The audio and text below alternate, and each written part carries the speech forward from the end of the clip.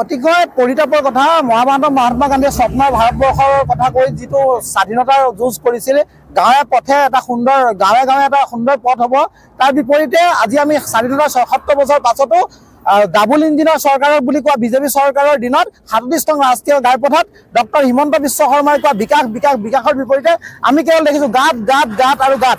গতিকে এই গাঁতত পৰি আমি বহুজনে প্ৰাণ হেৰুৱাব লগা হৈছে, বহু ভাই বন্ধুক আমি হেৰুৱাইছোঁ, যাৰ ফলত আমি আজি এই অন্বেষণ কাৰ্যসূচী গ্ৰহণ কৰিব লগা হৈছে। এই অন্বেষণ কাৰ্যসূচীৰ যোগেদি আমি চৰকাৰ তথা প্ৰশাসনক তথা এই ৩৭ নং ৰাষ্ট্ৰীয় ঘাইপথক লুটি পুতি খোৱা নিৰ্মাণকাৰী প্ৰতিষ্ঠানক আমি সকীয়াই দিব বিচাৰিছোঁ।